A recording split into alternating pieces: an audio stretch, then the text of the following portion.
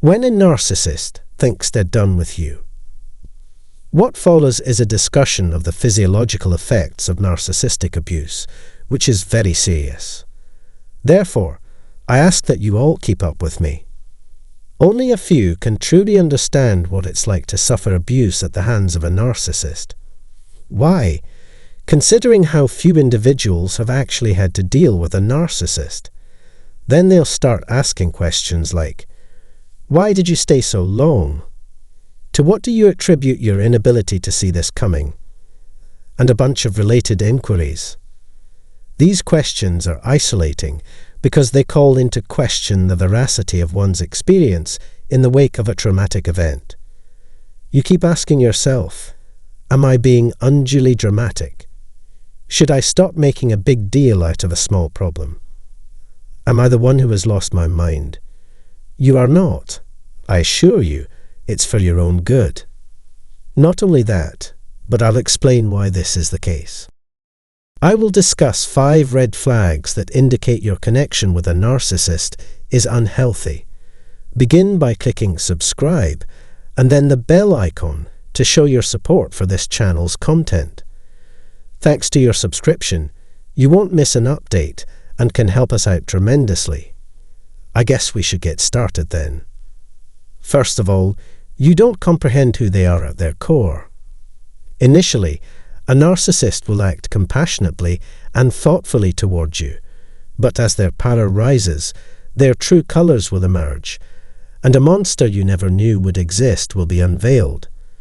This monster, though, doesn't stick around for long, and this sweet guy eventually reappears. They never reveal their genuine nature and are constantly changing positions to ensure you never lose sight of them. Having to constantly adjust your thoughts and emotions due to this instability is frustrating. Both your positive and negative emotions from various times are off, and vice versa. Healthy relationships don't alter either partner's fundamental nature. Dr. Jekyll and Mr. Hyde's relationship does not undergo any sudden, unexplained transformation. But you can never tell what a narcissist will do. They might be cruel and distant one second, and then kind and angelic the next. The mind has a hard time reconciling the paradox that the same person who brings you the most joy can also be the cause of the most pain. And hence the confusion. Do they really strike you as narcissists? What good did it do them if that's the case? You may wonder why they were ideal at a specific time in your relationship.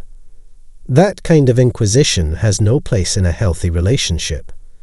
When it comes to the person you were with, why can't you make up your mind? In other words, do you know who they are without a doubt? If you've been through something similar, maybe sharing your thoughts in the comments section can help other survivors understand they're not alone. In addition, you know you should get away from the narcissist, but your emotions prevent you. This is because it is impossible to anticipate a narcissist's behavior, as they are always changing. The mere act of being in the narcissist's presence causes a chemical reaction in your brain and body, making you long for their companionship. Despite knowing that spending time with this person is bad for you, you continue to seek them out. They are not motivated by a desire to see you well. Rather, it is your own nervous system. You yearn for deep connections with other people. You immediately connected with them as you started getting to know them. Even if you want to be with them, you prefer to be on your own. This is not how normal relationships work. Though it may be painful, sometimes you just have to stop being with the person who isn't a good fit for you. But when you're with a narcissist, you might as well be locked up. You know you have to move on, yet a part of you still wants to hold on to what is obviously doomed. Think positive thoughts about your inability to quit. What a terrible mistake they are about to make. I hope they see it. Despite your best efforts and the passage of time, nothing ever changes. The situation is actually worsening. Thirdly, you're experiencing a great deal of mental suffering and sorrow. When you've been hurt by a narcissist, You've lost both the person you were and the person you wanted to be, so grieving is more difficult. Your hopes for a better tomorrow with this person have been shattered, and it's broken your heart. You're miserable because you've given up so much for this relationship, including your time, love, career, money, children, and so on. Seeing how easily you were manipulated and duped by them during your time together has left you feeling sad. For many people, the emotional pain of being missold lies at the root of their tremendous sadness. Due to the futility of their love bombing, they betrayed you at the worst possible time. Someone always betrayed you. They made you believe that your way of thinking was the right way. It was a betrayal on their part to leave you to fend for yourself among the wolves. Then obviously, the agony you've been experiencing is justified. Nothing like this would ever happen in a happy coupleship. You feel down, but it's not terminal. It takes time and effort to recover from the pain caused by a narcissist's betrayal. Grief encompasses a wide range of complex emotions for you. 4. You are really taken aback by this. It's impossible to fathom how horrible humans can be unless you've seen it with your own eyes. Someone has stolen from you, duped you, and fooled you into believing a beautiful lie. Unfortunately, instead of giving us peaceful sleep, they gave us nightmares. They have completely flipped your world on its head with their introduction, and it has thrown you for a loop. You can't believe they have a malicious underbelly. You can't fathom the possibility that someone might change that drastically, or that they could be nothing but a lie. It's natural to doubt one's resilience when facing such tragedy.